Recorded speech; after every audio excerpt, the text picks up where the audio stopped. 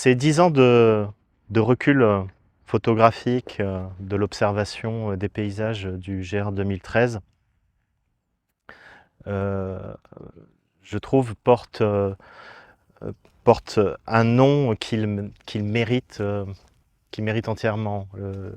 Ce concept de paysage usagé, effectivement, bon, fait appel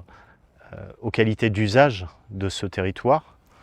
mais aussi à un aspect détritique et de métabolique, pour ainsi dire, c'est-à-dire de transformation d'un certain nombre de flux et de matières dont certains vont être digérés en fait par le paysage et d'autres vont faire apparaître de nouvelles accentuations de sa métamorphose, de sa transformation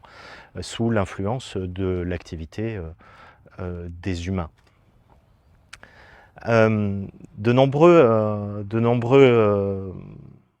nombreuses scènes en fait de ce paysage usagé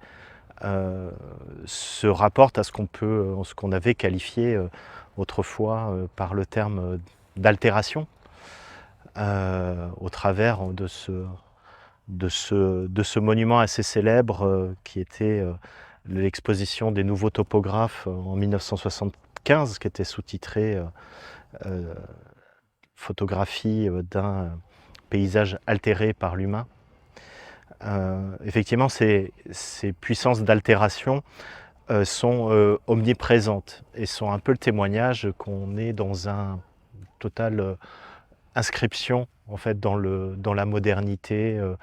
extractiviste, aménageuse. Usager, c'est le scrap, c'est le dump des Américains, c'est donc ce qu'on déverse après usage.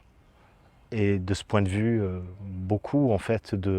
même de topographies qui sont présentes dans ce travail photographique relèvent de ces déplacements, en fait, ces déplacements de quantité de matière. Ce sont des tas de gravats que l'on trouve en bord de route, ce sont des monticules tirés en fait du raffinage, du minerai de bauxite au large de Gardanne, dans la forêt, dans le site de Manche-Gary. Sont tout un ensemble en fait de goudron, de sable, de roches concassées, de minéralité qui témoignent de ces déplacements de matière. Mais usagé au sens aussi d'une usure, en fait. Et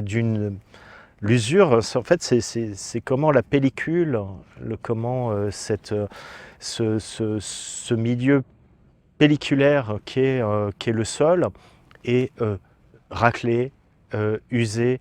par la confrontation en fait, de tout un ensemble d'actions mécaniques, mais aussi hydrologiques, puisque en fait, le GR traverse plusieurs micro-bassins versants, plusieurs reliefs qui sont traversés notamment par des cours d'eau extrêmement artificialisés. Et cette hydrotopologie est aussi de nature, avec notamment la multiplication des événements climatiques méditerranéens, et de nature en fait à modifier les surfaces de sol. De sorte qu'un point de vue reconduit nous témoigne aussi en fait de ce rapport à la surface, au changement de la surface. Donc paysage usagé, paysage métabolique, paysage altéré, et